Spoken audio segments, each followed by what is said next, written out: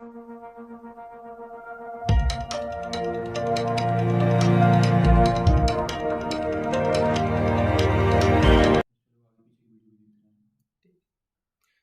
Everyone, welcome to the learning loop online education platform. उम्मीद है आप सभी स्वस्थ होंगे, मस्त होंगे। तो अभी तक हमने लास्ट क्लास में क्लास 10th के जो सोलेनोसिस क्रॉप कल्टीवेशन है उसके प्रीवियस ईयर के क्वेश्चन देखे थे, जिसमें हमने विकल्प पढ़ लिए हैं। ठीक है, और आज हम इसके रिक्त स्थान जो है वो देखने वाले हैं। ठीक है, चलिए शुरू करते हैं।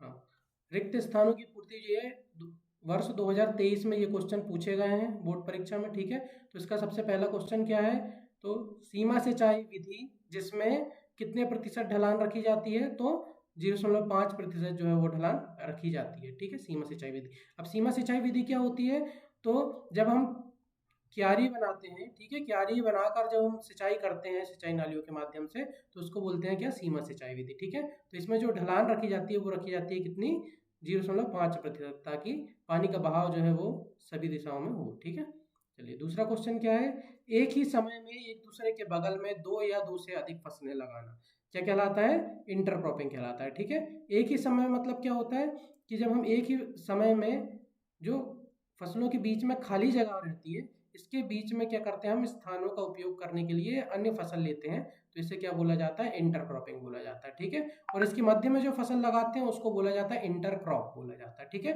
चलिए अगला क्वेश्चन देखते हैं, नर्सरी के पौधे का सामान्य रोग कौन सा है। ठीक है, तो ये वाला क्वेश्चन बहुत पूछा जाता है। ठीक है, इसमें क्या है, नर्सरी जब बनाते हैं उसमें जब बीज लगाते हैं, पौधे बीज लगाते हैं नर्सरी में, बीज से पौधा बनाया जाता है, उसको नर्सरी बोलते हैं। ठीक है, उस समय जो रोग लगता है, इसमें ये फंगस से लगने वाला रोग होता है, डंपिंग ऑफ बोलते हैं जिसे, या इसको हिंदी में भिगोना भी बोलते हैं। ठीक है ना। तो ये क्या होता है, इसकी फंगस जो रहती है मिट्टी में पाई जाती है, और जैसे ही पौधा जो रहता है जर्मिनेट होता है, ये फंगस जो रहती है पौधे के कॉलर भाग में लग जाती है, जिससे क्या होता है, या फंगस लग जाती है तो पौधा पोषक तत्व जो है पत्तियों तक नहीं पहुंच पाता, और पौधा जो रहता है वो मुरझा जाता है। ठीक है, तो इसका सामान्य रोग कौन सा हो गया, डंपिंग ऑफ या भिगोना हो गया। ठीक है, अगला क्वेश्चन है प्री कूलिंग।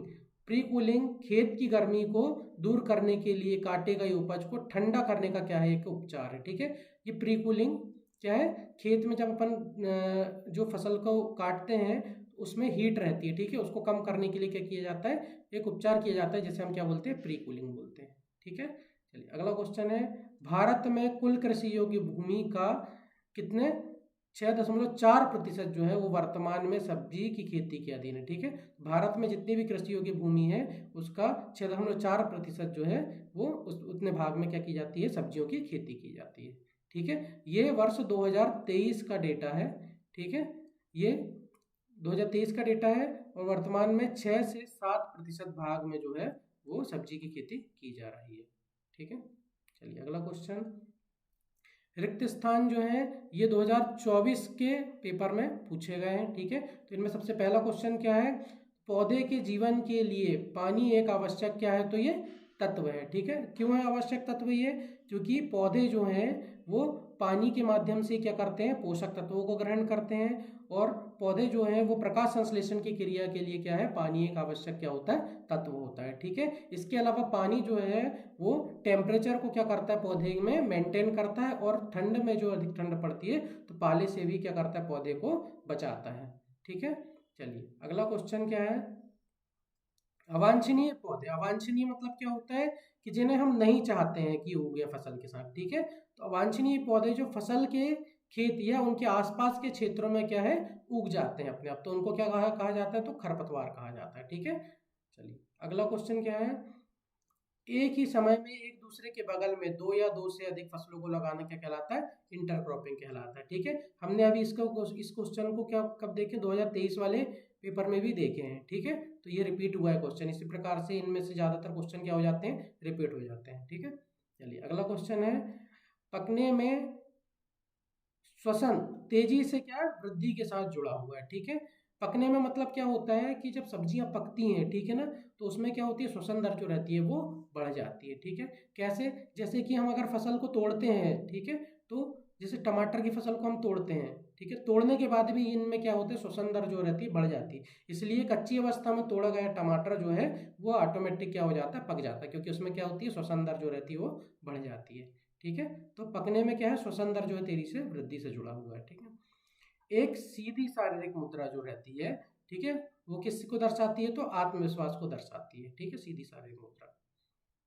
ये अगला क्वेश्चन देखते हैं। ये रिक्त स्थान जो है 2025 मतलब लास्ट ईयर में जो है ये क्वेश्चन पूछे गए हैं। ठीक है, तो इसमें पहला क्वेश्चन क्या है, स्प्रिंकलर सिंचाई को किस नाम से जाना जाता है, तो ओवरहेड सिंचाई के रूप में जाना जाता है। ठीक है, अब ये ओवरहेड क्या होता है, स्प्रिंकलर सिंचाई जो होती है जब फसल लगी होती है, ठीक है, तो स्प्रिंकलर जो है वो ऊपर से जो है क्या फसलों को पानी दिया जाता है, इसलिए इसको क्या बोलते हैं, ओवरहेड बोलते हैं। ठीक है, ओवर मतलब हो गया ऊपर और हेड मतलब हो गया सिर। ठीक है, तो फसल को जब ऊपर से पानी दिया जाता है तो इसे बोलते क्या, ओवरहेड सिंचाई बोलते हैं। ठीक है, अगला क्वेश्चन क्या है, तो बरमूडा ग्रास को खालिस्तान रूप में जाना जाता है, तो इसको क्या बोलते हैं, दूब घास बोलते हैं। ठीक है, दूब घास का ही अंग्रेजी नाम क्या है, बरमूडा ग्रास है। ठीक है, और इसका वैज्ञानिक नाम क्या है, तो साइनोडोन डैक्टाइलॉन जो है इसका वानस्पतिक नाम।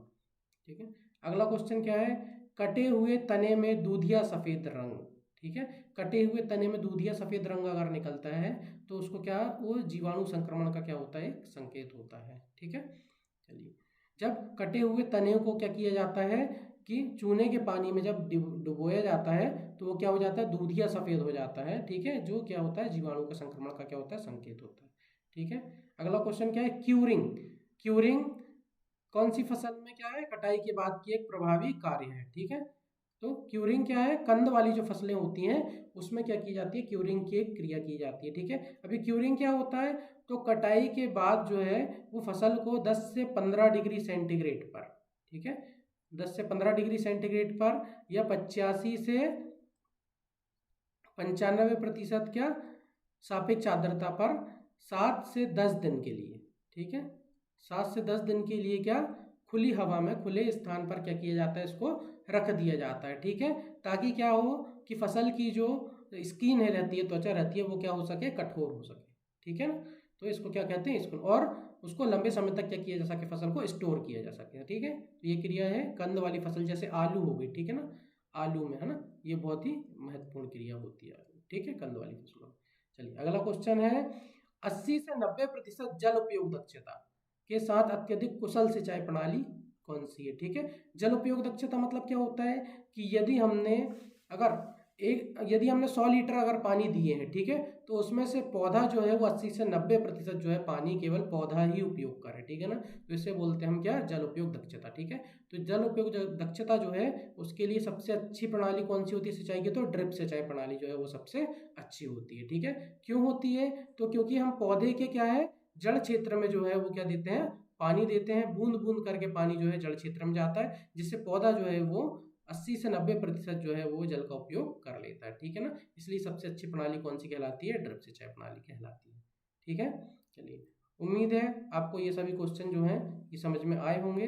ठीक है, इसके बाद हम जो प्रीवियस ईयर के क्वेश्चन जो हैं उसमें सही गलत जो है वो पूछे गए हैं, तो ये हम लाने वाले हैं अगली वीडियो में। तो जुड़े रहें चैनल के साथ, मिलते हैं हम नेक्स्ट वीडियो में।